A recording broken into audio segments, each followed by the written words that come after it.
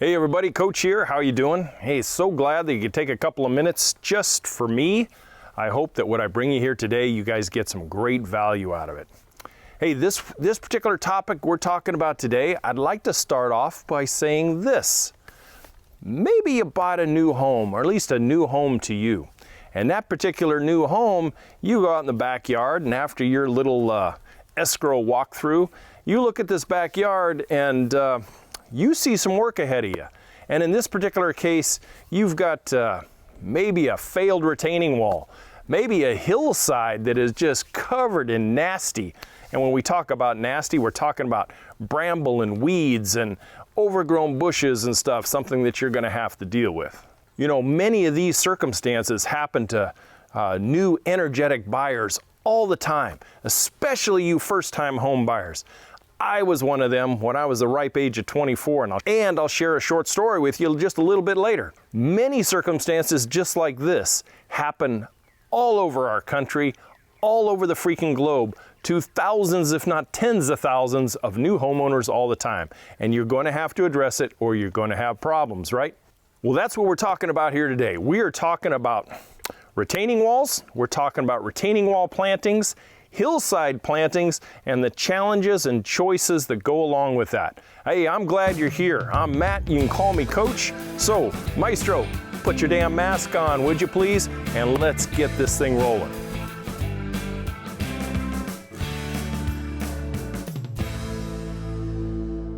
Hey, I'm Matt, you can call me Coach. You know, every week I bring you landscape tips and tricks, design concepts, landscape problems, and design theories in an easy to understand format so that you can take on a project yourself, get the professional results you want, and save a boatload of money in the process. Not to mention, in this day and age, be more self-reliant on your own powers and resources than ever before. You know, after a 20-plus year career in the green industry, both as a successful landscape designer and contractor, retail nursery manager, and educated in ornamental horticulture, I bring with me a lot of experience that I want to share with you, the new, modern, self-reliant homeowner of today. My first home in the lovely town of Hayward, California, was kind of what I spoke to in the beginning. I was so excited at age 24, man, I was buying my first house. And I went there and walked through and was excited that it was kind of in the area I grew up. I could afford it. And I put my money down and bought me a house. And then reality smacked me right in the face. When I eventually took over, I had a few days or weeks where I kind of adjusted, you know, you kind of live out of boxes. And then I went out back and I realized, oh my God, I gotta make this backyard livable. I had my first new baby on the way. There was no place for that kid to toddle around or play or anything else. So I got busy. Now you gotta picture a front yard that sat at an angle about like this. Driveway was flat but at an angle, and then the front yard kind of sloped to the driveway. The backyard, holy crap, the backyard was about 20 feet out with a flat patio, and it went up. And it went up at about a 30-degree angle. And it had some existing terracing there already. It was this weird, narrow, serpentine concrete retainer walls that were about, I don't know, 6 or 8 inches in the ground, and then about 24 inches out of the ground. There was about a set of 4 of them that went up to the hill. And then up on top of the backyard, there was a flattened area that had an old concrete pad and then a real dilapidated patio enclosure thing, which was pretty nice. You could actually look out towards the San Francisco Bay, sort of. But I got busy, and I got busy because it took me probably 2 weeks of just being able to determine that's what I had underneath all this stuff. It took me 3 months to get it all cleaned up. And by the time I got it cleaned up, I realized all the other things that I was going to have to do. And holy cow, you know, for a young punk with a brand new home, I had my work cut out for me. Now, in another video where I talked about drainage in a landscape, I'll link that video right here for you.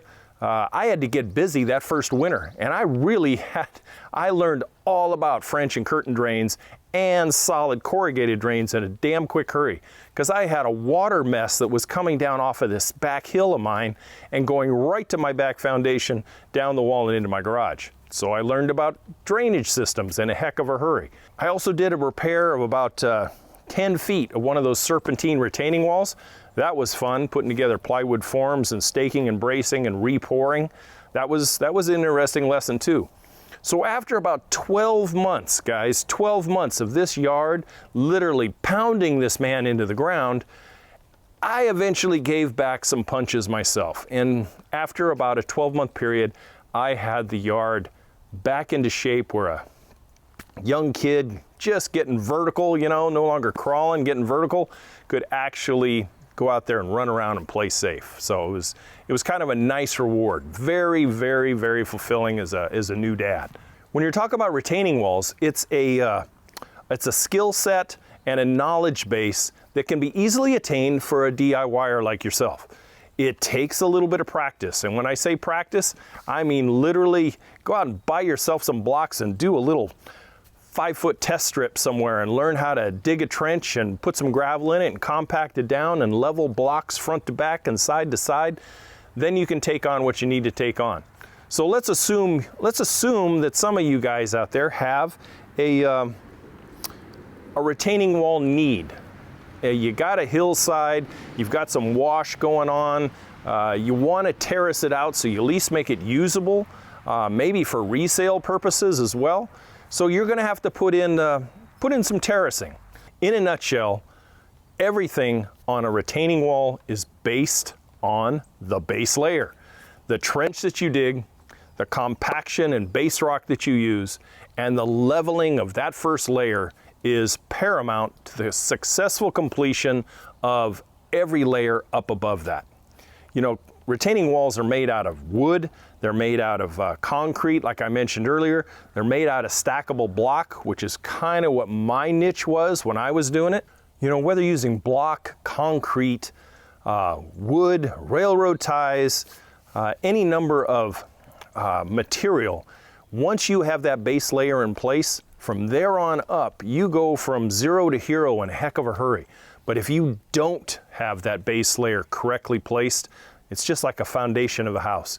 If it's not perfectly on level and everything, when you start to raise that house up, you're going to see issues with walls and fittings and everything else. So pay attention to that base layer. After that, you're just about home free. You really are. I have to admit, my experience with retaining walls, it's not limited. I've built several over the years, but I never built huge retaining walls. Remember, my niche in the landscape industry was residential makeovers and new residential back and front yards. So I only did retaining walls in some places that required probably 4 feet or less most of the time. And I used primarily the stackable blocks. I used moss rock boulders of various sizes and use those. I use those probably primarily more than anything else to kind of have a natural retaining wall look. So when we're talking about huge, vast freeway size retaining walls, I can't speak to those. I can only speak to the sizes that I did. And I learned, you know, I actually went and took a class in Tracy, California on how to build retaining walls, use a particular company's product. And hey, it took me 4.5 hours sitting in a classroom and then going out in the yard and practicing, and I had it down. And then I took it back and started applying it in my trade. Perfect way to do it. You may not be able to do it if you're a DIYer, but you can certainly watch me. You can watch other YouTube videos. You can go down and play with it in the yard at wherever you want to buy it, the box store or a specialty yard or anything, and you can kind of figure it out. It's not impossible. It takes just a little bit of perseverance. So depending on your particular landscape situation, you may be building just one wall, you know, just going around just up above the lawn area, and now you have a hillside going up. You may only have one, and if you do, hey, well, that's fine too. Maybe you have something a little steeper, either up or down. and maybe you're going to have to do more than one. But starting at the bottom of the hill, you're going to start with your first wall, and then maybe halfway up the hill in a staggering fashion, you're going to put in some more layers of terracing, and then backfill behind that, and then in between these staggered terraces is where your steps and stairs are going to go. And pretty much there you go. Now, if you have a massive project, a massive hillside, one of the things that I want you to pay attention to, and if you have nothing else to do right now, come back to me and listen to this part. If you do not place a proper amount of drainage behind these walls that you're going to build, chances are this thing over a short period of time, depending on how much water you get every year, to a long period of time, that damn wall is going to fail. And I want you to, pay attention to drainage behind each wall. The way you do it is very simple. You put in a gravel layer, you put in a perforated drain line, you burrito wrap that with a landscape fabric and put gravel over it, and then you backfill your soil over it. That pipe should be, remember the old flow rate? We're talking about an 1/8 inch a foot, and take it from one side of the wall to the other side. Or if you want to do it in the middle and go down on each side, you can do it that way. But please pay attention to that drainage. So fast forward a little bit. Let's say hypothetically, you got your wall in, you got your drainage in. Now you've backfilled with some native soil, but most likely some import soil. And you've put in some organic amendment, some fertilizers, just like if you were landscaping a flat part. Now you're ready to go. Now, so what's your planting scheme? You got everything built, now you're ready to do your planting. Just like anything else that I've preached here, including how to design it, I'll put a card in on landscape design right here. Make sure that you have a plan. Don't willy-nilly it. Don't run out to the nursery and just go, that looks good, this looks good, that looks good, and you want to go throw it in. So let's talk about the planting plan. We're going to start with high and go low in this particular case. We're going to talk about small scale trees. Most likely, I would say a good 80% of you are on a smaller scale type of residential yard that I address every week. So since you don't have that much, go small scale. Don't go big, huge pines like what you see in the background here. Go with smaller trees like Japanese maples, crepe myrtle, dwarf Alberta spruce, viburnum, name some others, but those are some of the ones that I have used. When you go to your shrubbery can be a beautiful stabilizing effect. And you're really going to need that as the time goes on, because those root systems are going to help stabilize those terraces very, very well. So let's talk about stairs and steps. Once you get your terraces in, how do you get from the bottom to the top to take care of all this stuff that you're going to be planting? Well, use the old rise and run method and look that up a little bit more detail. I don't have the time to teach it all out in one video, but rise and run. What is the height between the bottom of your hillside and the top of your hillside? And then what is the length? And you divide those two and come up with about a 10-inch step. It'll tell you how many steps that you need to do. And then each step, you can have maybe say a 8 to 10-inch step up. And then how far in the hill can you go before you go up another 10 or 12 inches? You see what I'm saying? And then once you have that in, now you have your navigable path that you can build in so that you can do your planting plan.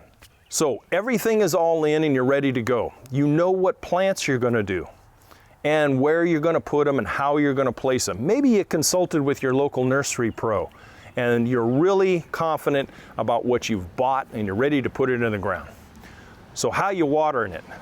Now, hey, down here in Mississippi, where I'm talking to you from today, this place here just got 2.5 inches of rain in one day. Coming from the West Coast, that's kind of unheard of.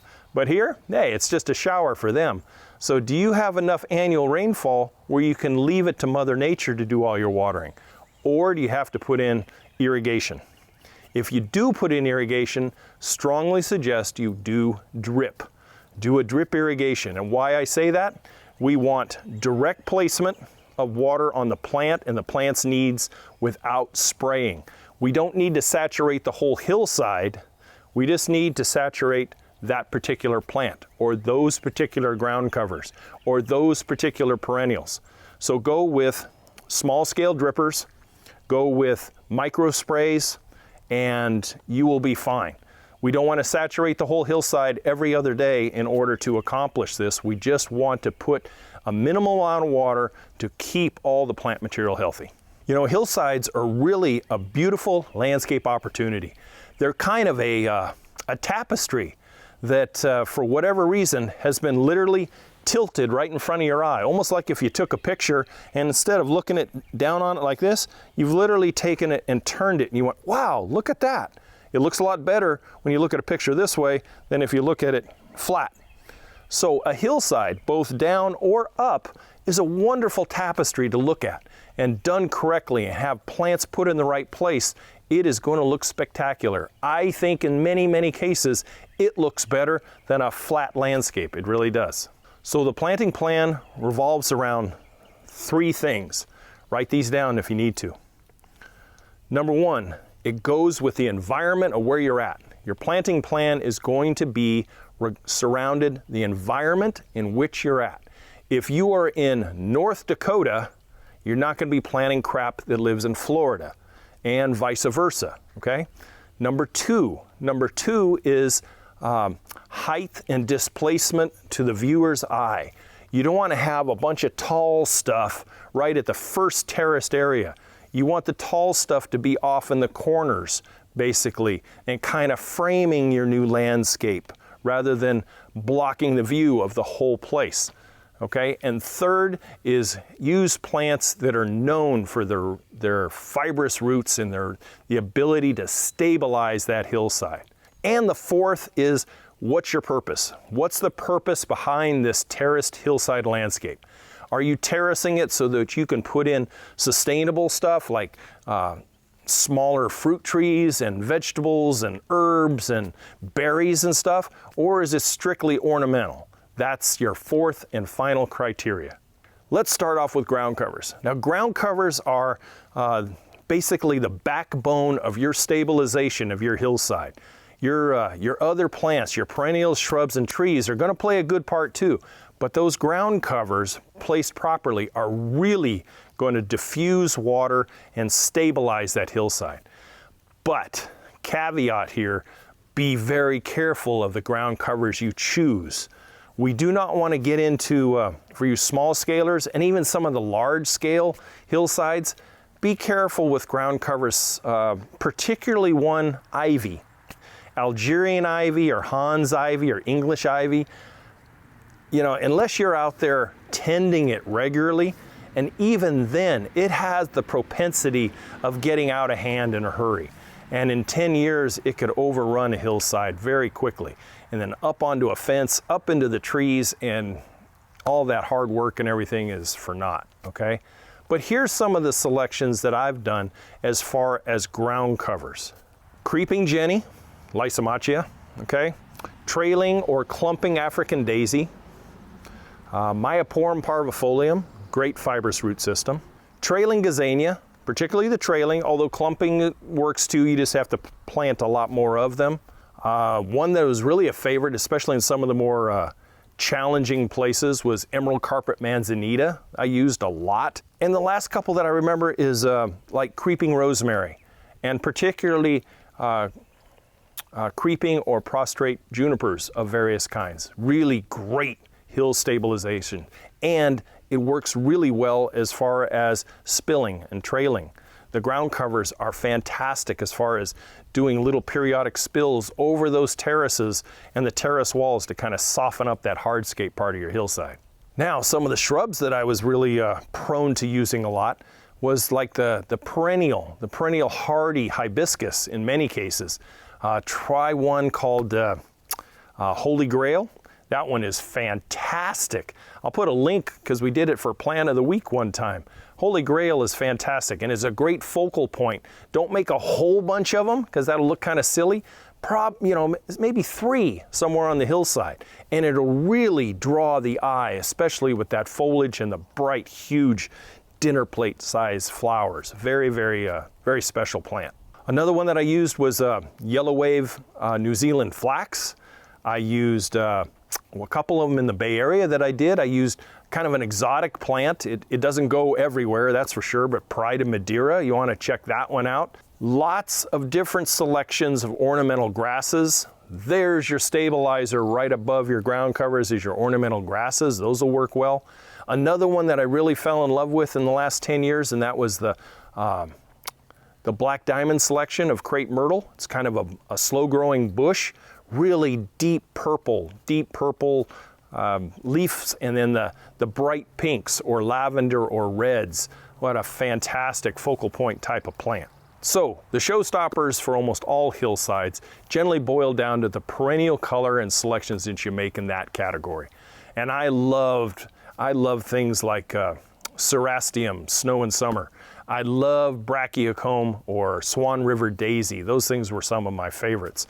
You can check those out as the pictures pop up. Take a look at them and write them down somewhere. Maybe you have them in your area. Another favorite was lamb's ear. And then some of the shrubbery that I used to use is like dwarf azaleas. I never got into any of the big Southern Indica type of azaleas because it kind of overwhelms areas a little bit. Dwarf azaleas, dwarf rhododendrons, daylilies, agapanthus, and then I got off into some of the what I call spillers, because that's basically what they do. Gravity takes over and they kind of spill down the hillside. I got into some annuals like wave petunia occasionally, not always. But Calibrachoa, $1 Million Bells, is a fantastic one. And I forgot to mention a couple of the ground covers, and that was like Blue Star Creeper. And lastly, one of my favorite perennials of all time, and that is either Coreopsis or Rudbeckia. Now, talk about trees. Keep your trees kind of a small scale.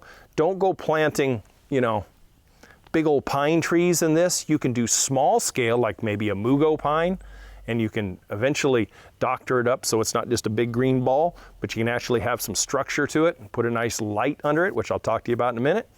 And then you can get into things like Japanese maple, Alberta spruce if it works in your area. If you have a back fence at the top, it'd be great to put in some green giant arborvitae or emerald arborvitae or DeGroote spire arborvitae. Those would look really good and set the back green curtain for that whole hillside to look really sharp. Also try some of the crepe myrtles. You could do a viburnum snowball bush and use it as a multi-trunk tree, which would look really special. And then there's other selections that locally you can source and have your pro walk you through. I just thought I would share a few.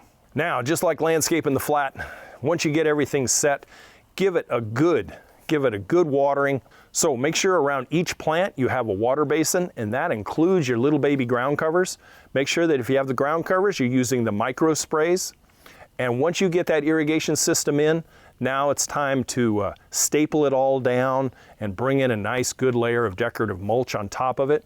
And here's something I want you to remember. After you get it all planted and stuff, if you go through a big rain event, kind of like what we had here today, I want you to go out and inspect your stairs and steps, check the retaining wall, check the drainage, and make sure drainage is actually working if things got saturated enough, and pay attention to it for the first 30 to 60 days. That new baby, even if it's on a hillside, is just as important as if it's flat. You've got to make sure everything's going well. A couple little advanced things for you. One of the things I think is fantastic on a hillside, and that is lighting. Remember, you've got that whole landscape tapestry tilted right at you. Why not light it up? Light up those Japanese maples, light up those mugo pines, light up the wall itself. Put some path lights up that stairway, and then you have an evening ambiance that is just absolutely stellar. It really is. It's just stellar. And if you really feel advanced, try doing a pondless waterfall or a pond. Dig out the base down there and have that retaining wall come up, and then you have a serpentine stream of maybe 20, 25 feet coming down the center of your hillside and dumping right into a gravel basin or into a small pond. Oh my God, can you believe it? Take a look at some of those pictures. Tell me what you think. So there you go. A little bit about retaining walls and hillside plantings. Challenges and choices, aren't they? Hey, I would like to take a minute and thank Ari W. one of the subscribers to the channel, who actually asked for this topic to be talked about. And so Ari, thank you. I hope you stay with us and I hope you got something out of it, as I hope all of you have. Hey, I'm Matt. You can call me Coach, and I hope to talk to you next week. Don't forget about the 15-step DIY landscape checklist, and see you next week, because we have a very special week coming up here at Yard Coach next week. So don't forget to tune in. Hey, once again, thanks for staying with me all the way to the end. I will catch you next Friday. You guys take care.